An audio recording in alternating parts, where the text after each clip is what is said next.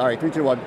Welcome back to our continuing coverage from Radio Row at Super Bowl 60 with, you want to give some motivation to the Seahawks? Here's Bryan Walters, who's wearing a Super Bowl championship ring. There we go. From the Seahawks from what, 2014? 2013 season, 2014 Super Bowl. It always confuses me when I have to tell people. Yeah, very cool. Like, so as you're here and the Seahawks are in this, what are the feelings that kind of come up for you now? I'll tell you what, especially being here at Radio Row, I mean, I never experienced this as a player. You're focused. They take you away from all the action, and you're just getting ready for a normal practice week. So now on the other side of things, it's just crazy. The whole lead up to the Super Bowl. I'm glad I didn't really know this existed back then. It would have been a lot more distractions, but.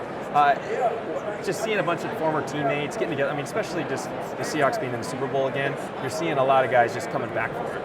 And so it's almost a little reunion, especially even around here, running into guys, Luke Wilson, we had a little, Ricardo Lockett's been here, just a lot of former teammates coming in. Steve Hauschka's around the corner, Sherm's been here, and it's been a lot of fun, just a lot of reminiscing and talking about the 2013-14 win, not quite the one against the Patriots. Yeah, you have such an interesting story. You played at Cornell, you went undrafted, you bounced around, but you ended up on a championship team. What was your journey like? Yeah, you didn't pick Cornell because I thought I'd go to the NFL. That's for sure. So, was fortunate enough that one scout with San Diego Chargers kind of came, worked me out. And liked what I had, and I signed with the Chargers. So I played 2 seasons with San Diego Chargers, went 3 seasons with Seattle. Very good years to play for Seattle. Yeah, I still think we could have won some more if that other Super Bowl went a different direction. But just in 2012, the play call that no one speaks of. I know, we get into that. Right.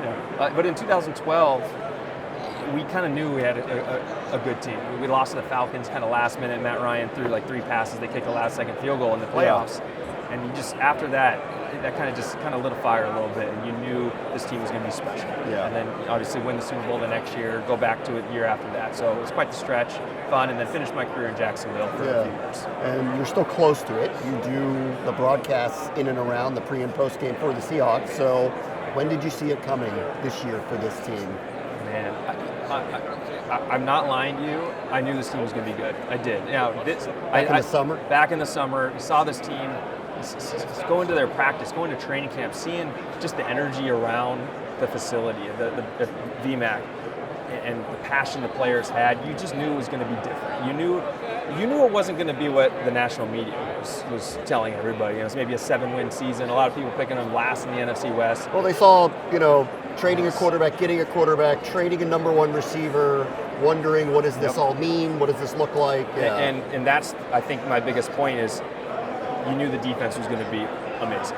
And, all this stuff happened on offense. The offense wasn't fantastic the year before. They had their issues. They were very one-dimensional, threw the ball. Okay, but the defense you saw toward the end of last season really catching steam, really gaining confidence in the McDonald scheme.